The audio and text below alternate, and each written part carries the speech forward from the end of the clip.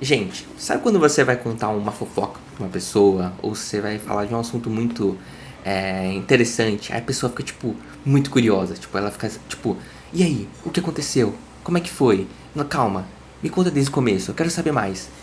E é muito interessante quando você fala com uma pessoa e ela tá realmente muito interessada no que você tá falando. E não é, tipo, só o que ela verbaliza, tipo, olha, que legal, que bacana. Não, ela realmente parece que ela tá afim de te escutar. Isso é muito interessante, isso é muito bom também. Porque a pessoa demonstra tanto verbalmente como também o próprio jeito dela de tá te escutando, sabe? Isso é o que nós vamos ver hoje, um pouquinho, no capítulo de Curiosidade Colaborativa, que é o capítulo 7 desse livro, dessa série que nós estamos conversando. Tudo bem? Espero que vocês estejam bem, felizes, contentes e bora para mais uma aula. Bora lá então, pessoal. Bom, capítulo 7, Curiosidade Colaborativa. Onde estamos? Né? Estamos no capítulo 7, e que é o capítulo que vai falando cada ponto do questionamento socrático, né? Passamos pelo conteúdo-chave, pela compreensão fenomenológica, que foi a última aula, curiosidade colaborativa, e na próxima aula vamos para a reta final, que é o resumo e síntese, tudo bem? Que são as quatro etapas aqui fundamentais do questionamento socrático, certo? Esse aqui é um índice mais ou menos geral da aula, então quais são os assuntos que vamos trabalhar. Depois eu vou dar uma reduzida nesse índice. E antes de começar o capítulo, ele começa dando uma introdução, né, o Scott Waltman, que é bem interessante. A gente falou na aula passada sobre compreensão fenomenológica. E tá, qual que é a grande diferença da compreensão fenomenológica para a curiosidade colaborativa nesse questionamento socrático? Vamos entender, vamos começar. É bem tranquilo a diferença. Na compreensão fenomenológica, o que você tem que entender? Que a gente vai se concentrar em ver as coisas como o cliente vê, tudo bem? Então, quem é o especialista na crença é o cliente, porque ele realmente sabe o que é vivenciar isso. E muitas vezes a forma que ele vivencia o mundo, as situações que ocorrem na vida dele, a gente não faz ideia. Então, é um passo muito importante a gente entender como que o cliente enxerga o mundo, sabe? Então, esse é um passo fundamental que precisa ser feito. Beleza. E o que é a curiosidade colaborativa? É aquela curiosidade que, sei lá, quando um amigo te conta algo muito legal, aí você fica curioso. Qual que é a diferença dessa curiosidade, assim, que a gente tem no cotidiano normal e a curiosidade quando a gente aplica na clínica? A curiosidade colaborativa, em resumo, é o quê? Você vai focar em expandir o ponto de vista juntos. Porque muitas vezes o paciente vai vir com um ponto de vista muito bem estruturado, muito bem rígido, e aí você vai expandir. Olha, será que existem outras possibilidades? Será que tem algumas coisas que a gente não está observando? Já a gente vai falar algumas perguntas específicas que você pode fazer também para focar nessa parte da curiosidade colaborativa, tudo bem? E também vamos juntos descobrir a verdade, né? E nos concentrar, olha só que interessante, você vai se concentrar em ensinar o cliente a dar mentalmente um passo para trás, né? E conseguir fazer isso por conta própria. Isso é muito interessante. Então a gente não vai chegar e dizer o que o paciente tem que fazer. A gente vai ensinar ele a pensar sobre os seus próprios pensamentos, a pensar ali, a refletir e conseguir por conta própria. Fazer, né, esse fato dele conseguir ali ter essa autonomia. Tudo bem? E assim pode surgir algumas dúvidas quando a gente fala de curiosidade colaborativa. E para isso, vou pontuar 2 aspectos que não é, em hipótese alguma, a curiosidade colaborativa. Primeiro, não é um interrogatório. Então você vai ficar, o que aconteceu? Tá, me diz mais. Aconteceu isso? E isso aqui, o que aconteceu? Não é um interrogatório, né? E também, cuidado para não achar que você está tentando fazer perguntas para meio que induzir o que nós achamos que é certo. Então esse é um cuidado que nós temos que ter. E também, na curiosidade colaborativa, você não vai tentar fazer que o cliente chegue a uma resposta correta pré-determinada. Não é você querendo induzir ele para algum lugar, assim, né? Você fala, não, ele tem que chegar nesse ponto aqui, certo? Então, tomar cuidado nesses 2 aspectos fundamentais. Terminando esse resumão, vamos começar pelo tópico 1 de 6 tópicos que nós temos nessa aula 7. Vamos entender um pouco mais sobre colaboração e curiosidade. De início, tem essa diferença que eu achei super interessante. Eu não conhecia esse personagem. Não sei se você já conhece. Se conhece, coloca aí nos comentários que eu não fiquei sabendo. Eu achei bem interessante essa analogia que ele fez. Bom, começa diferenciando, né, que a ignorância socrática é diferente da abordagem de Columbo, que muitas vezes é utilizado na entrevista motivacional. Inclusive tem um livro bem interessante sobre entrevista motivacional, que é muito usado dependendo do paciente, tá? Então esse é um papo para outro momento. E qual que é o ponto central aqui? O personagem Columbo é esse detetive que você tá vendo aí, e ele fingia que ele era uma pessoa que se fazia de burro, né? Ele achava que fingia ser uma pessoa que não entendia nada, que compreendia as coisas com muita dificuldade e tudo mais. Por que ele fazia isso? Para as pessoas baixassem suas defesas e revelassem mais do que pretendiam. Então fazia algumas perguntas meio óbvias, perguntas meio assim, sabe? Então ele meio que fingia que não estava sabendo de nada, aquela coisa meio sonsa, sabe? E isso tem que tomar muito cuidado para não acontecer, né? Não podemos adotar essa postura de, sabe, ai, como assim, tal, não. Qual que é o ponto central ali da curiosidade colaborativa? É você ter como meta ter uma curiosidade, sabe, aquela curiosidade de coração mesmo, de verdadeira, autêntica, sabe? De você realmente estar interessado e estar a fim de entender e compreender esse paciente. Isso está muito alinhado também, muito casadinho com o empirismo colaborativo, que a gente já viu sobre os conceitos fundamentais da TCC. Então, basicamente, se você tem uma coisa que você tem que tirar desse livro, desse capítulo de hoje, que é ter uma curiosidade genuína, sabe? Autêntica. Realmente querer entender ali o paciente, tá? E depois, juntos, vocês descobrirem e com meio de perguntas também, auxiliar ao paciente também ter mais autonomia nas suas tomadas de decisões. Tudo bem? E a diferença do diálogo socrático beckiano da abordagem puramente de Sócrates, né? A abordagem puramente socrática, a gente já conversou também bastante sobre isso, tá? Mas qual que é a diferença, né? Qual que é a diferença que traz a TCC, a TCC nesse contexto? É que o terapeuta da TCC, que vai utilizar o método socrático, ele tem a abertura para fazer descobertas junto com o cliente. É aquela ideia, né, do trabalho em equipe, tamo junto nessa, a gente vai junto ali, estamos trabalhando. Tipo, eu sou detetive, você é o co-detetive, estamos juntos nesse processo, tudo bem? E agora uma recomendação, um pouco inusitada, não é mesmo? Esse vídeo saiu há pouco tempo, é do Brino versus 10 psicólogos. É um vídeo muito engraçado mesmo. Só que quando eu tava vendo esse vídeo, me lembrou muito o capítulo que eu tava lendo, né? Sobre esse capítulo mesmo de curiosidade colaborativa. Por quê? Vou até mostrar, eu acho que eu pretendia reproduzir o vídeo aqui, mas por causa do YouTube e tudo mais, direitos autorais. Mas basicamente é muito engraçado, gente. É um vídeo de comédia, tudo bem? E aí o Brino é um paciente e ele vai, digamos assim, ele tá fazendo um processo seletivo, tem 10 psicólogos e ele tem que escolher um psicólogo pra ele. E ele vai contando histórias super engraçadas, né? E o que é interessante é que você vai ver que muitos psicólogos, eles adotam uma postura bem colaborativa, bem tipo, olha só a postura, né, desse psicólogo, por exemplo, me chamou a atenção.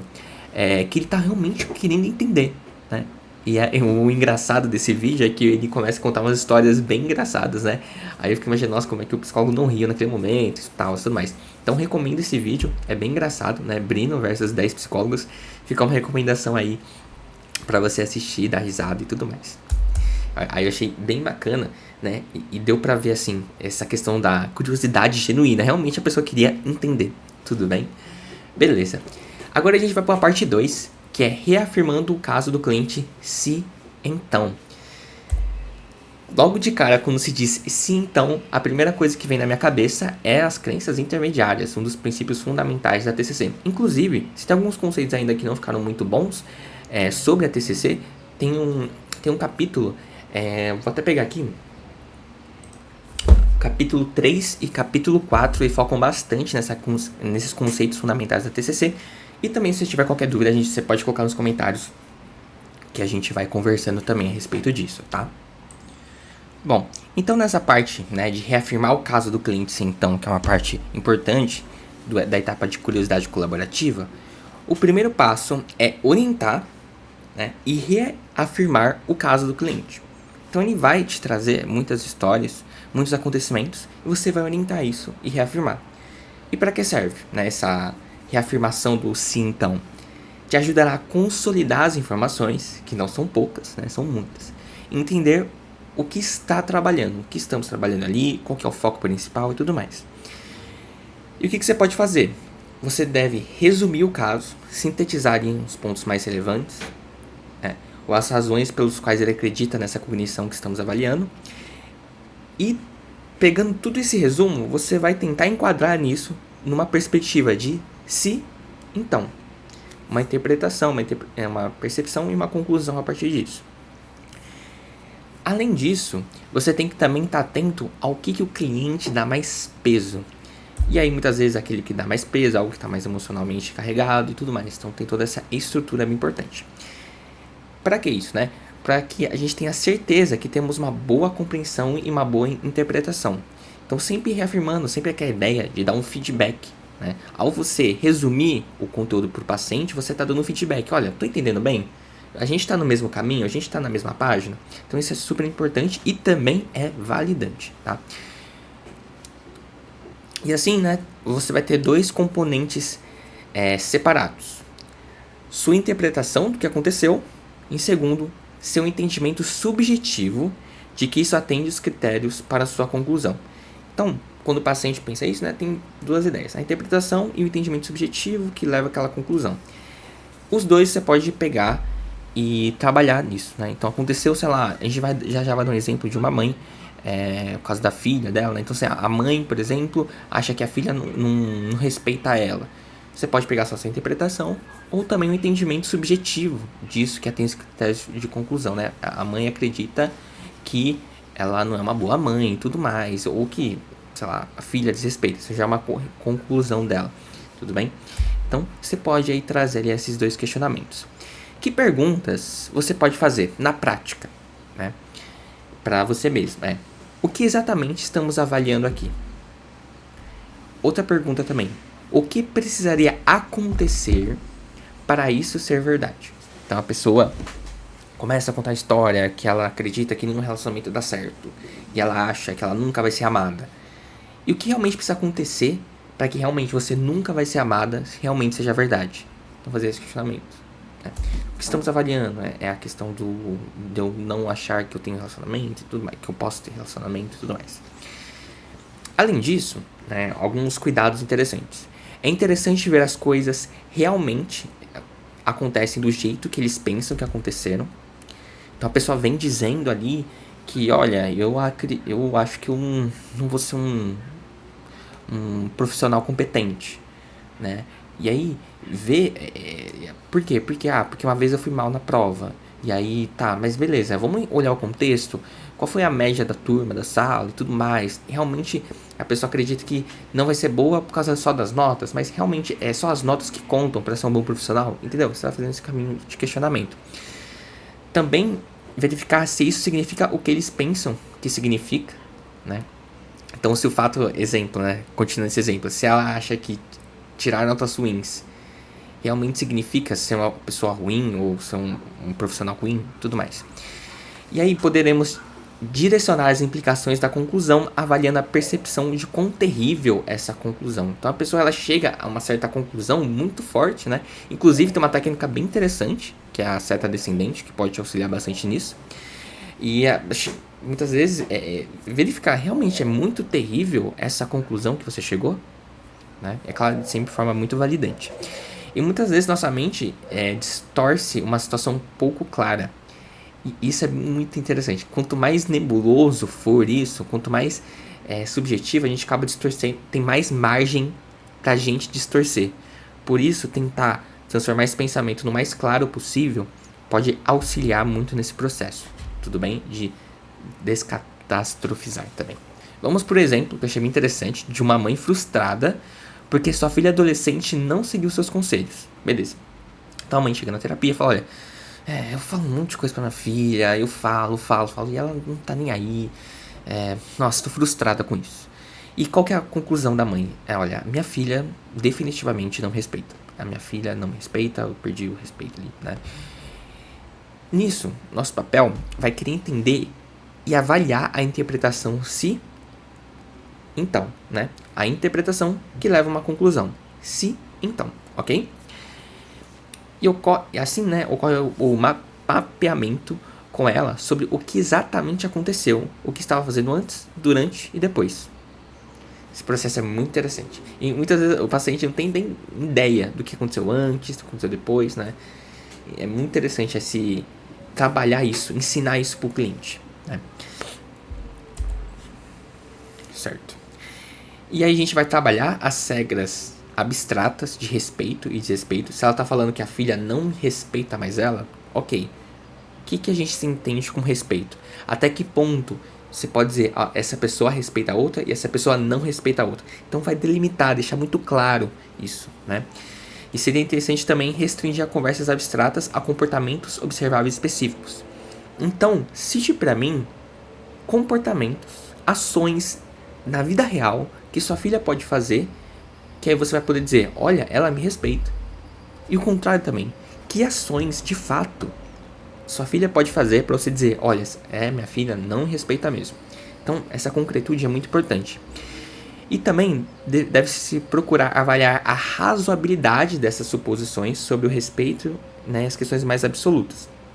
E tudo isso, clinicamente falando, ajuda a expandir a interpretação. É dar aquele passo atrás mentalmente e você expandir a visão, né? Porque às vezes ele está muito restrito e fala, olha, consigo ver outros tipos de interpretações possíveis também, tá? Então é um ponto bem interessante a ser explorado. E aí você tem essa dinâmica, né, do se e do então. Então o se, que seria a interpretação, tem os pré-requisitos subjetivos, subjacentes que está encoberto, né, para que a conclusão seja entendida. E também tem a percepção de que esses pré-requisitos foram atendidos com base nas evidências revisadas anteriormente. Tudo bem? E o então, né, que seria a crença que você está avaliando, certo? Beleza. Agora a gente vai falar um pouco, né, da parte do avaliando o caso do cliente. A gente vai utilizar nessa parte o raciocínio científico.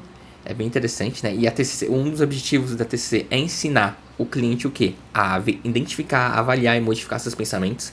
Esse é o basicão da TCC, né? O cliente precisa saber, né, identificar os seus pensamentos, avaliar eles e conseguir modificar eles.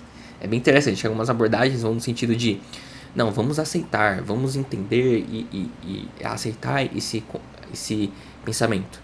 Já a TCC, né, é mais clássica mesmo, tem essa questão mais de modificar, inclusive. Beleza. Como é que esse processo, né, de identificar, avaliar e modificar pensamentos exige da pessoa certas habilidades? Vamos sintetizar. Que habilidades são essas? Metacognição, raciocínio científico, né? E também outros aspectos também que estão inclusos nesses processos. E tudo isso se acredita estar relacionados à aprendizagem de habilidades TCC.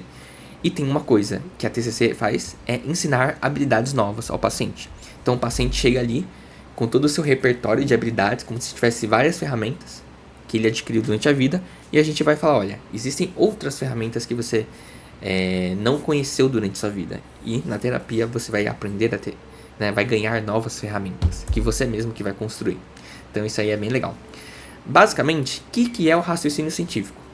É uma mentalidade de testes de hipóteses que envolve reunir e examinar evidências para testar hipóteses. Então você vai ter essa questão de, será que é realmente isso que eu estou pensando? Né? Será que faz sentido e tudo mais? É você realmente ser crítico. Nossa, faz sentido isso aqui? Então você vai colocar na balança mesmo essas hipóteses que nós temos. Porque a gente chega a muitas conclusões.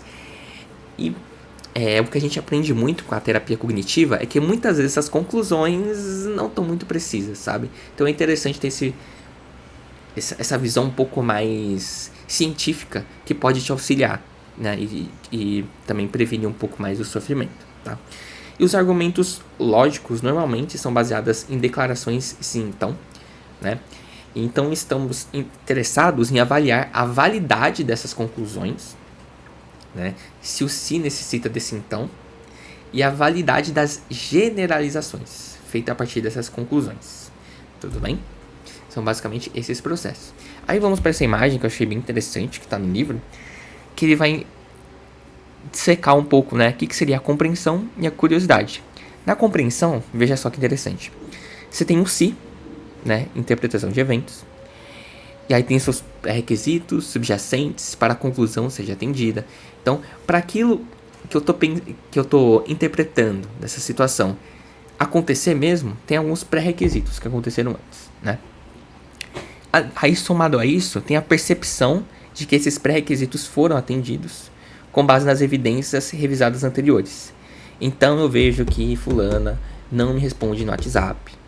E aí eu interpreto isso, olha, fulana não me respondeu. Fulana poderia ter me respondido, mas não me respondeu, né? Então, eu chego numa conclusão que fulana não gosta de mim. Se faz 2 horas que ela não me responde no WhatsApp, obviamente, né? Chego na conclusão, né, que ela não gosta de mim. E essa conclusão é da crença que estamos avaliando, né? Essa conclusão diz muito sobre a minha crença de eu acreditar que as pessoas não me amam. Olha só que interessante todo esse caminho, né? Eu tenho uma interpretação dos eventos, a pessoa não me responde no WhatsApp. E chega a uma conclusão, a pessoa não gosta de mim, sabe? Bem interessante. Aí no processo de curiosidade, vai se perguntar, o que não percebemos, né?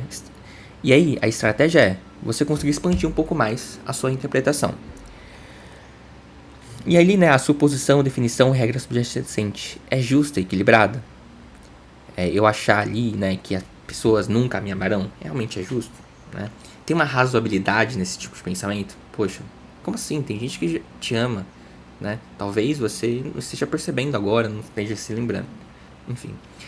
E algumas perguntas muito interessantes, né? A evidência e o contexto de evidências que apoiam essa conclusão. Então você tem evidências ali de vários momentos que as pessoas não te amaram, né? A avaliação das evidências revisadas anteriormente para verificar distorções, lacunas, filtros de atenção de contextos. Existem exceções ou atenuantes? Aconteceu algumas coisas na sua vida que realmente reforçam essa crença? E aconteceu coisas que realmente vão contra essa crença? Também identifique evidências não confirmatórias, evidências que vão chegar e vão combater isso, né? Não vão confirmar essas crenças. E desenvolva um plano para procurar evidências ausentes. Isso também é interessante, que já no final da aula a gente vai ver certas estratégias que é você se colocar no mundo mesmo. Eu acho que eu nunca vou ter um relacionamento. Um ponto importante é você se expor, né, a conversar mais com pessoas, a estar mais interagindo, porque para realmente ver se isso é verdade, que você nunca vai ter um relacionamento, né?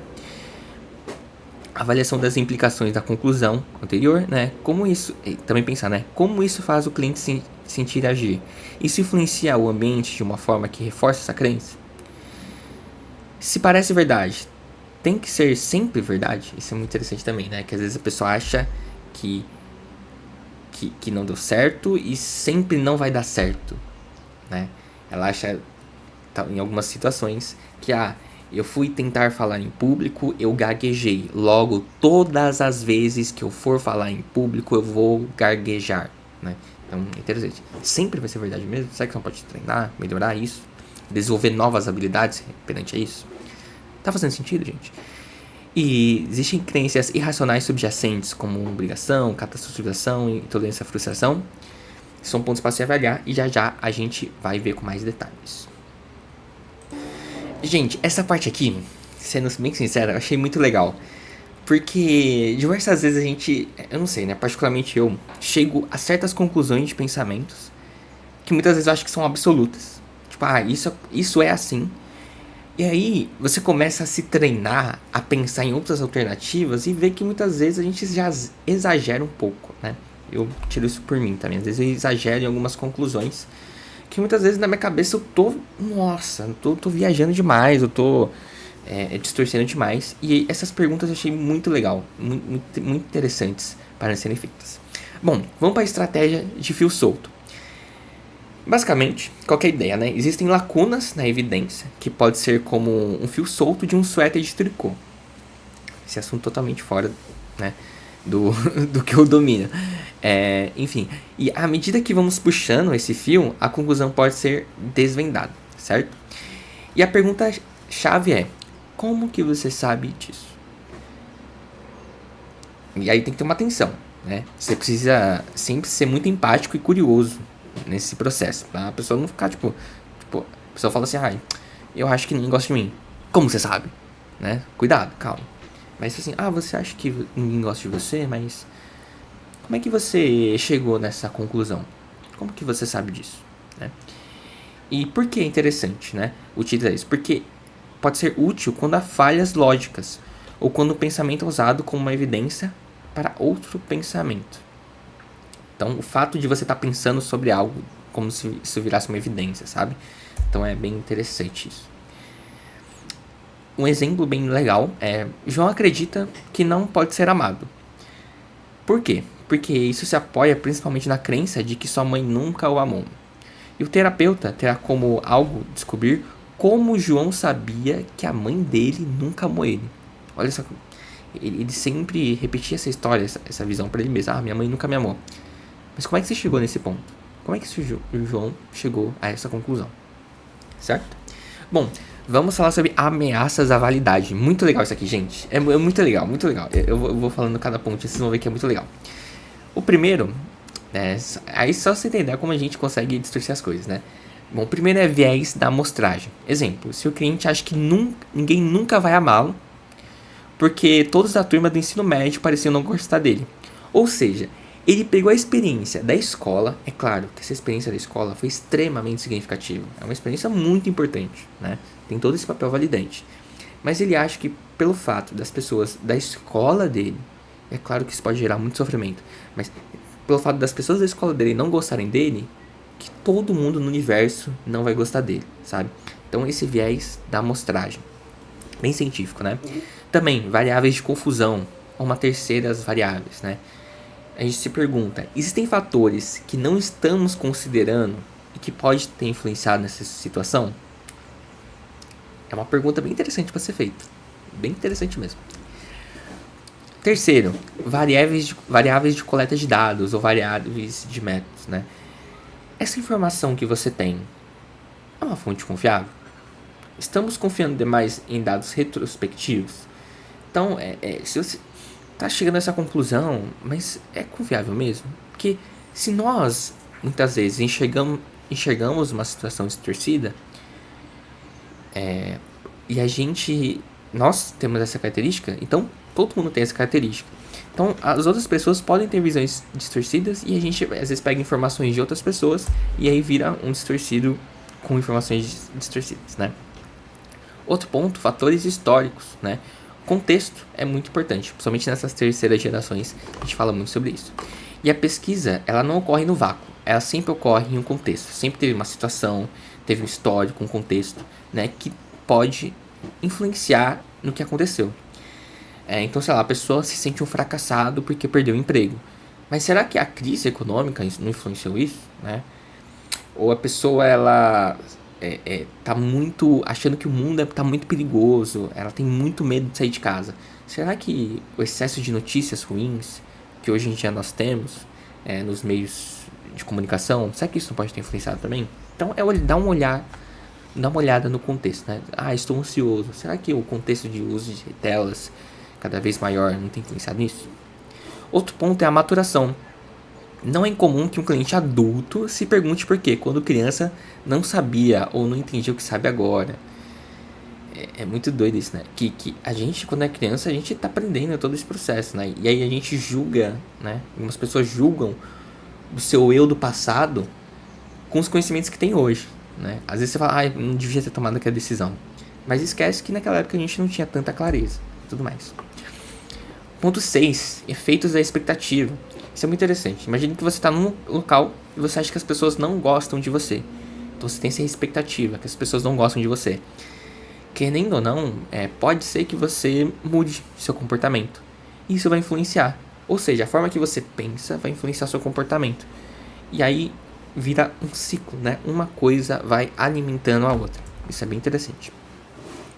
Outro ponto, viés do observador, do avaliador. Que pode ser semelhante ao efeito da expectativa, né? Exceto que a ênfase está no impacto das expectativas na percepção. Então, as expectativas que você tem vai influenciar muito em como você vai perceber as coisas. É bem interessante. né? Também tem a regressão da média, né? Acontecimentos extremos tendem a ser menos extremos ao longo do tempo. A gente fala muito na psicologia base da evidência sobre isso, né? Também na regressão à média. Então, sei lá, um paciente que está muito mal, é natural que ele tende a ficar melhor daqui a um tempo. Porque sempre quando tem algum acontecimento extremo, a tendência é a gente voltar ali pro nível basal, pro nível normal, assim, digamos assim, né? E isso também é interessante pensar, né? Às vezes a gente tá sofrendo muito, tá com uma dor muito intensa, um sofrimento emocional muito intenso. Mas saiba que esse sofrimento, como todos os sofrimentos, eles vão ter o seu pico e depois vão passar. Essas emoções muito fortes, por natureza, elas vêm, mas também elas irão embora, certo? Também as evidências não distorcidas, né? E isso é interessante, né? Que pode ser que o paciente se atente de forma seletiva apenas a elementos da história que consistem a sua crença anterior. É que a ideia dos filtros, né? A gente pega ali e a gente sempre tá... É como se a crença ela lutasse para ficar viva. E ela sempre vai ver as situações de uma forma que seja meio tendenciosa ali a sobrevivência dela. E nós distorcemos as informações para se adaptar à nossa suposição, né? Porque isso é uma coisa que não é legal, a gente pensar uma coisa e acontecer outra, né? A gente imaginar certas coisas, ter certas expectativas e aí isso não for de acordo, né, com o que a gente pensava. E o que fazer? Então, o que a gente vai fazer, né? E aí é a questão fundamental, né, da curiosidade colaborativa. É ajudar o paciente a dar um passo para trás, mentalmente, e olhar tanto para o contexto quanto para o quadro geral. A gente às vezes fica muito filtrado mesmo, né? A gente filtra só em aspectos e perde um pouco o contexto e o quadro geral. Perguntinhas interessantes, né? Se o pensamento não fosse verdade, quais seriam os indicadores disso? E podemos procurar por essa evidência? Essa pergunta é muito boa, gostei. E geralmente as pessoas estão fazendo o melhor que podem com o que tem disponível. Eu acho que esse é um ponto importante também para se pensar.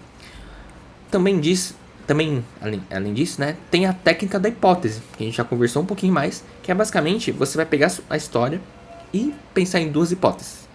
Hipótese A, hipótese B. Inclusive você pode fazer uma colunas assim, né, desenhar com o paciente mesmo, isso pode te ajudar bastante. Qual que é a utilidade? É alinhar uma evidência e decompô-la com seus componentes e classificar cada elemento como adequada cognitivo-alvo ou explicação alternativa. Vai ter uma imagem aqui que eu achei bem interessante. Então, você tem a hipótese A. As pessoas... então, faz de conta que eu tô conversando com uma pessoa e faz 2 horas que ela não me responde o WhatsApp. A hipótese A.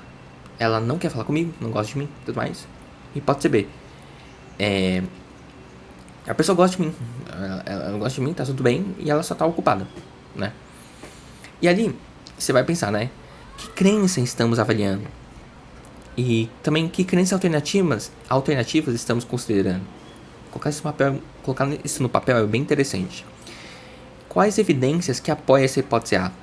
E que evidências apoiam essa hipótese B? Fazer um resumo da evidência da hipótese A e fazer um resumo da evidência da hipótese B. Tendo tudo isso em vista, da hipótese A e hipótese B, faça um resumo geral.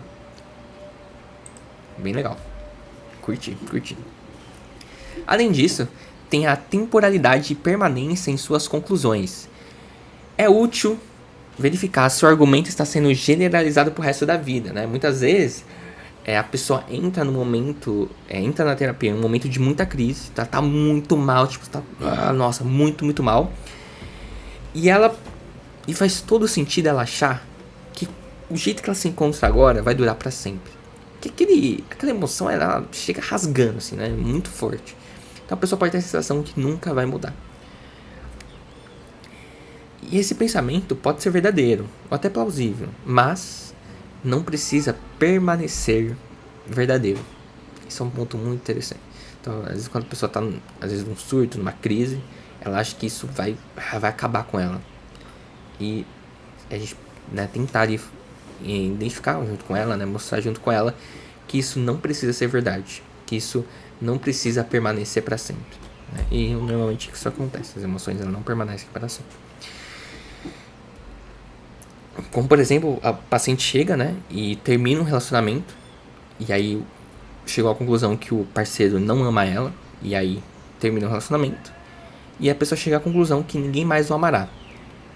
Assim, faz sentido. O seu parceiro não te ama mais. Beleza. Mas isso não significa que ninguém mais vai te amar. Entendeu?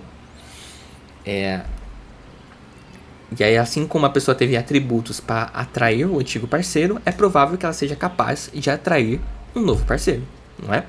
Beleza? E aí tem perguntas. Sempre foi assim? E outra pergunta é: tem que ser sempre assim? São perguntas bem interessantes para serem feitas. Além disso, tem a questão da contextualização das evidências, né? A pergunta: quão bem o ambiente em que essa crença se desenvolve combina com o quadro geral, né? Se houver alguma discrepância, você pode explicar como o contexto pode ter influenciado no desenvolvimento dessa crença. Às vezes, gente, não está muito claro não. As pessoas passam por situações e ela acredita que é só culpa dela, por exemplo. E é interessante, né? Tem a parcela ali da pessoa e tudo mais, mas às vezes a pessoa perde totalmente o panorama geral. Ela só foca ali em algum aspecto, como a gente já conversou, e esquece, né, de todo um panorama geral. Isso é bem interessante. Também tem as distorções e as crenças irracionais. Existem duas maneiras, né? Que a primeira é desqualificar uma cognição como distorcida, se ela parecer representar um estilo de pensamento em sua lista de distorções. Já já a gente vai fazer uma listinha aqui de distorções mais comuns. Uma segunda maneira é ter uma compreensão do que são as várias distorções e avaliar esses elementos da crença, né? Em um momento você tem um processo mais ativo, em outro você vai avaliar. E aí, eu acho que é interessante que tem uma explicação que eu achei muito legal, né? Que ele fala dessa distinção nítida. Uma coisa é a avaliação do pensamento no qual o terapeuta aponta a distorção cognitiva. Então, olha, você está generalizando demais. Uma coisa é o terapeuta fazer isso, ele apontar, né? Outra coisa é quando se junta a um cliente em empirismo colaborativo para avaliar esse pensamento. Perceba, né? Como que às vezes você vai chegar a uma conclusão óbvia. Você fala, nossa, você pensa, paciente, nossa, você tá viajando demais. Mas será que vai valer a pena mesmo você apontar ali o erro? Né? Então, muito cuidado, né? E é recomendável que você fique atento às distorções e avalie esses elementos, né? Se o pensamento for distorcido, ele irá aparecer qualquer hora na avaliação. E aí a gente tem várias distorções e crenças irracionais. Eu vou passar um pouquinho mais rápido. No livro aqui, ele tem uma tabela também. Ele transformou tudo isso em tabela. E é interessante a gente conhecer, né, e ver, gente, como a gente tá muito suscetível a distorções. Acho que o maior aprendizado que eu tive, assim, estudando terapia cognitiva, comportamental, é ver que, gente, a gente distorce muito. E aí, isso, por um lado, é meio, poxa, né, complicado. Por outro lado, fala assim, olha, tem tanta coisa que eu sofri e que muitas vezes foi fruto de distorções minhas. Então, também gera um certo alívio. Bom, vamos lá. Erros na previsão, que é um tipo de distorção crença racional, né? O que é? Basicamente, ver algo como a solução de todos os problemas, ou como a pior coisa que aconteceu de todas. Então a pessoa acredita que quando ela namorar, ela vai ser muito feliz, ou que por fato dela terminar, ela nunca mais vai ser feliz. Então são erros na previsão. Generalização excessiva, né? Então a pessoa tem uma falsa dicotomia. Interessante também, né? Que essas distorções elas estão muito interligadas, né? Então a pessoa, basicamente a pessoa não tem meio termo, né? É 8 ou 80. Ou também ela cria uma dicotomia que não existe, certo? Tipo sim, sim, não, não. Também nós temos erros das percepções, a gente é muito bom nisso, né? Esse erro na filtragem da atenção, né? Tenta enfatizar ou entender somente as informações consistentes com a expectativa. Isso é bem comum. Ilusão do controle também. Se ver com poder que não tem, conhecimento que não possui, então pensamento supersticioso, tudo bem, né? Achar que vai dar conta de tudo, tem controle de tudo, sabe que não é bem assim. Também a gente tem 4 crenças irracionais centrais. Claro que tem outras também, né? Mas a gente tem esses 4 aí. Tem as crenças irracionais centrais de exigências, que são aqueles deveres absolutos, demandas universais, eu preciso fazer isso, eu preciso dar conta disso, eu preciso ser bom nisso, eu preciso ter tal relacionamento, casar com tantos anos, né? Tem também a catastrofização, que tende a julgar algo como absolutamente terrível ou pior, né? Ai meu Deus, o pior vai acontecer. Intolerância à frustração, né? A pessoa recusa em tolerar a angústia e também ela acredita que ela mesma não vai suportar. Então essa ansiedade que eu tô sentindo, acho que eu vou morrer de ansiedade, que eu não consigo suportar. E muitas vezes você tem a capacidade sim, né? É claro que tem casos e casos, transtornos e transtornos, mas voltar ao controle da vida da pessoa, falar assim, olha, vai ser difícil, vai ser muito desafiador, a gente vai aos pouquinhos, mas você vai conseguir tolerar, né? A gente vai juntos treinar habilidades para conseguir tolerar esse sofrimento. Também a avaliação pessoal, né? A tendência a julgar e rotular a si mesmo outras pessoas em termos absolutos. Fulano tá, né? Então, que julgamento. Além disso, né? Eu acho que tá bem completo. Então, se você estiver gostando dessa aula, espero que esteja fazendo sentido, né? Também não esqueça de deixar seu like e também o seu comentário. É muito legal, gente. Eu acho muito legal quando as pessoas comentam, porque eu sei quem tá assistindo. É muito legal. Bom, nesse aí, o que não estamos percebendo funciona assim. E passei pra cá. Troquei slide. Inclusive, essas aqui são as anotações, pessoal. Se vocês quiserem depois, estaremos disponibilizando ali na plataforma, certo? Bom, o que não estamos percebendo? Basicamente, temos 2 pontos cegos, né? Que coisas que você não vê e coisas que você não conhece. E está escrito errado, eu vou corrigir daqui a pouco, certo? E aí, vamos para um ponto que é o seguinte. Temos as evidências não confirmatórias. Depois de você procurar honestamente entender por que faz sentido que o paciente veja as coisas como vê, o paciente fica mais disposto a olhar as evidências que não apoiam essa crença. Então, assim, se chegar na pessoa e falar, você tá pensando errado, gente, fadado a dar ruim, né? Quando a pessoa se sente compreendida, se sente validada, é mais fácil dela promover mudança, né? E aí você pode perguntar diretamente sobre as evidências de que esse alvo não seja verdadeiro. Também pergunte sobre as evidências que possam apoiar a conclusão alternativa plausível também, né? Então isso você vai estimular a pensar em outras alternativas, outras formas também de vivenciar essa crença. Bom, basicamente ele vai aprofundar bastante nesses aspectos de evidências, né, não confirmatórias. E é interessante também, né, que você pode ajudar a lembrar o paciente, que às vezes a gente não tem todos as evidências na nossa memória de trabalho ali pra gente conseguir manipular e pensar. Muitas vezes a gente precisa lembrar, né, do que foi dito anteriormente, as outras evidências que nós temos. E meu nariz tá suando, gente, que calor. Bom, uma pergunta que você pode fazer existe alguma evidência de que essa crença não seja verdadeira? Normalmente, né, a pessoa acredita que nunca ninguém vai amar ela. Será que tem evidências que a contrária a isso? Né? Normalmente o cliente já está ciente dessas crenças, né? Então você pode estimular isso. Também pode aparecer flutuações enquanto ele acredita. Eu gostei muito dessa ideia da flutuação, né? Então existem momentos que a pessoa pode acreditar mais nesses pensamentos ou menos.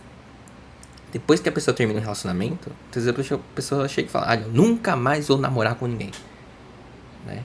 Aí depois passa alguns meses e a pessoa fala, olha, eu acho que nunca mais é muito forte, né? Conheci fulano é legal e tal. Então há momentos que você acredita mais ou menos nisso. Então você pode perguntar pra pessoa. E também outra pergunta é, quando você tende a acreditar um pouco menos do que normal, quais são algumas razões que você tem para isso? Bem interessante. E utilizar exceções pode ser muito útil numa crença super generalizada, né? Então você fala, olha, mas aconteceu tal coisa, né? E aí é interessante. Outro aspecto também é o lembro que você disse, né? É interessante, quando a gente está em certo estado de humor, pode ser que a gente fica bem com muita dificuldade em pensar em outras alternativas, né? Então, um paciente com raiva e deprimido pode ter dificuldade de lembrar coisas que aconteceram quando não estava experimentando essas emoções. Meio que as emoções ali têm esse papel ali de dificultar ali, né, certas recordações, certas memórias. Então, por exemplo, um cliente com ansiedade social acha que ninguém vai gostar dele. Você pergunta sobre os amigos atuais também. E aí isso vai resgatando ali.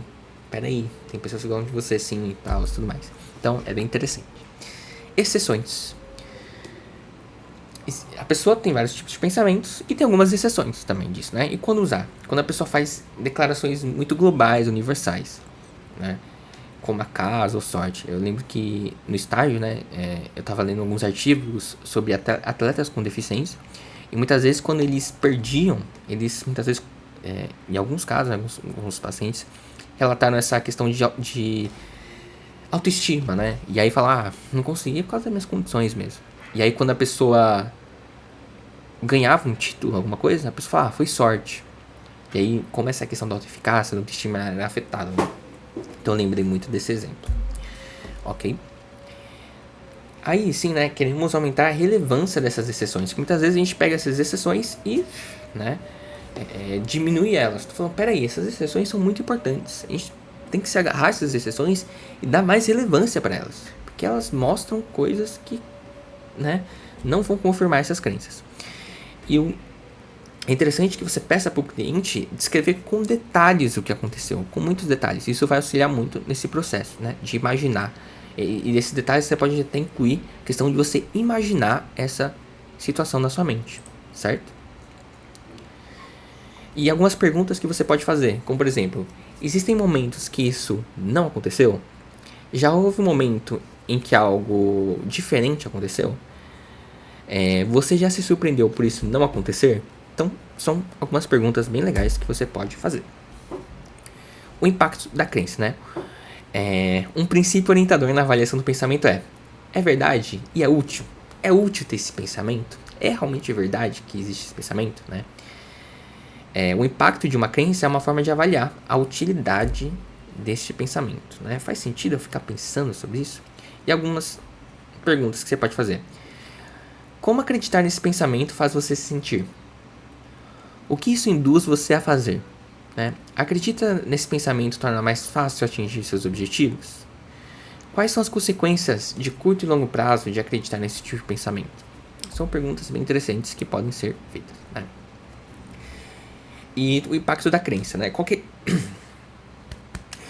é a ideia básica? Né? O terapeuta pergunta ao cliente qual a crença o ajudaria a ter o tipo de reação que deseja ter.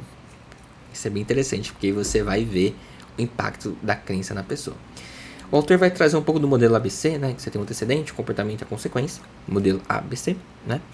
E aí, nesse momento a gente se pergunta, né? Que tipo de consequência emocional e comportamental você quer ter? Né? Qual crença plausível você precisaria para ajudá-lo a chegar lá? Acho que é interessante também, né? Então, o que você almeja ter e que tipo de pensamentos, que tipo de consequências emocionais, que tipo de ações você pode fazer na sua vida para você ter ali o que você quer ter. Isso é bem interessante, né? Que vai pensando no lado mais do, o que faremos com isso? Além disso, né? Seu comportamento, uma pergunta também, né? Seu comportamento dependente de crença está moldando o ambiente para fazer a crença parecer verdadeira? E aí, o que a gente tem como esse tópico de interessante para te pensar? É você ajudar o cliente a identificar o ciclo vicioso que ele está. Às vezes ele está num ciclo de um ambiente, são coisas reforçando ele a continuar fazendo essas coisas que ele não quer. Exemplo, um cliente acredita que ao pedir ajuda, ninguém vai ajudar. Aí, logo, ele nunca pede ajuda. Como é que ele vai ter evidências disso, né? Ele não vai achar muitos exemplos. E isso vai permanecer esse ciclo, né?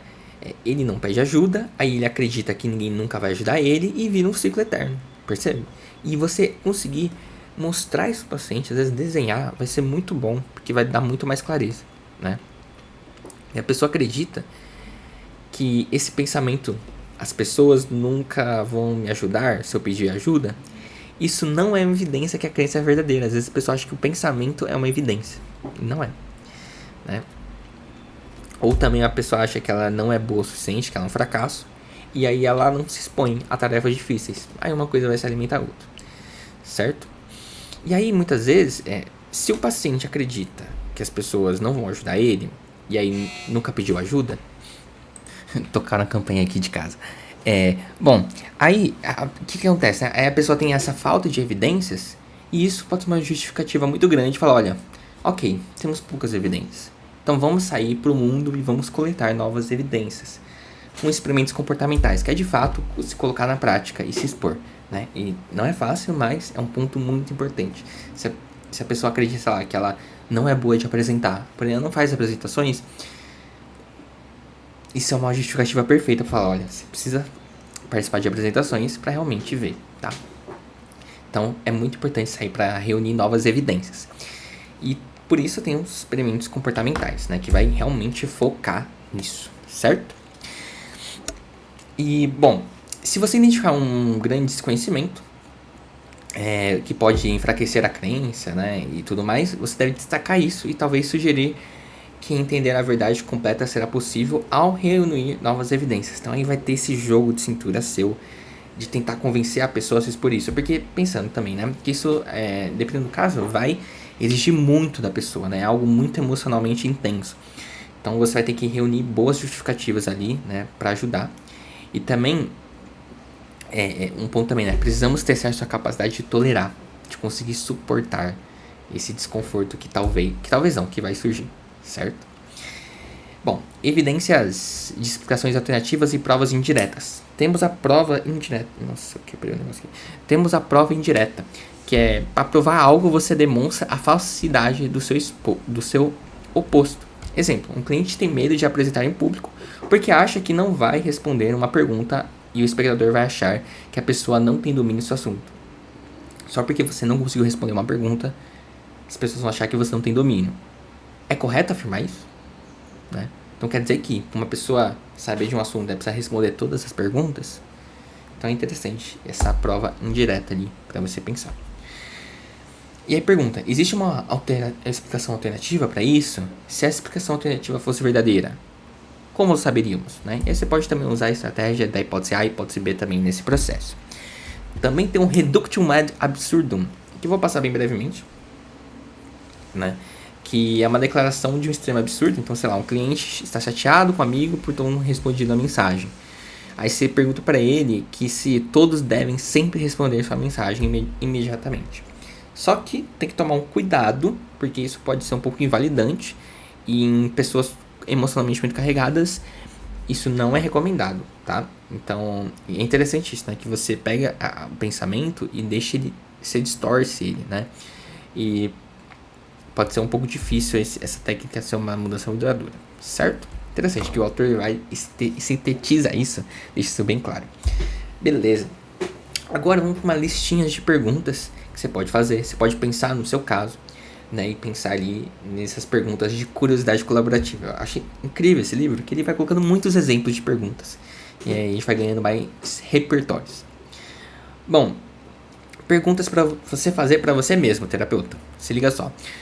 Posso adicionar um contexto às evidências de apoio para mitigar seu efeito? Isso levaria a uma nova conclusão? Né? Outras perguntas. Né? Se estivesse nessa situação, o que eu teria esperado que acontecesse? Para você se colocar no lugar. Existem exceções ou discrepâncias que possam ajudar o cliente a lembrar?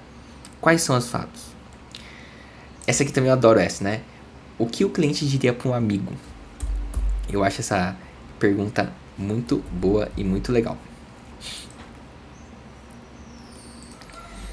Aí tem outra pergunta também, que é, o que o amigo poderia dizer a ele? Tem sempre sido desse jeito, né? Como acreditar nesse pensamento afetou o comportamento do cliente e as evidências disponíveis para extrair? É possível reunir novas evidências? Então são perguntas que eu achei bem legais para se fazer. Tô até animado. Bom, avaliação. E a partir dessa pergunta, o terapeuta está preparado para ajudar o cliente a resumir e sintetizar as informações à medida que avança para a próxima etapa. Essa parte de resumir e sintetizar é muito importante. Bom, resumindo, basicamente, essa etapa é a da evidência não confirmatória, né? E temos alguns passos. Primeiro, escolha um alvo de tratamento ideal, que é essa parte do foco, né, da sessão. Você vai, o que vamos nos focalizar? É isso. Depois, você vai ter uma alcançar uma boa compreensão do contexto e do motivo pelo qual o paciente acredita no pensamento. Isso lhe dará a melhor compreensão de como ajudá-lo e contemplar as informações que podem estar faltando. Então, a compreensão fenomenológica. Em terceiro, muitas vezes é mais fácil expandir o ponto de vista do cliente se primeiro você se concentra em ver as coisas na perspectiva dele. Entender por que ele pensa dessa forma, porque ele vive desse jeito. Como que a gente consegue expandir o ponto de vista? Que é um ponto muito importante. Avaliar que seria a parte, né, da curiosidade colaborativa, que é realmente isso, expandir o ponto de vista, né? Avaliar as evidências apresentadas anteriormente para ver se algo foi deformado, distorcido, exagerado. Contemplar as evidências não confirmatórias. Buscar novas evidências com experimentos comportamentais. Se você resumir a aula, são esses 3 pontos, né? Avaliar, contemplar e buscar. E por fim, aprimore e solidifique tudo isso com técnicas de resumo e síntese. E adivinha qual que é o tema da próxima aula? Resumo e síntese, certo? Então, terminamos o capítulo 7. Espero vocês no capítulo 8. E se você estiver pensando, poxa, eu queria tanto esses slides, queria tanto o resumo ali em tópicos, tudo certinho escrito, que você pode editar também, imprimir na sua casa. Aqui no link da descrição tem um link ali para você adquirir esse resumo e os slides da aula também, tá bom? Gente, espero que vocês tenham gostado. Espero também que vocês tenham lido o capítulo e extraído também coisas importantes dele. Eu achei muito interessante. E também estou muito animado pro próximo capítulo, que é o capítulo 8, hein? Que é o resumo e síntese. A gente se vê e um beijo, um abraço e fique bem.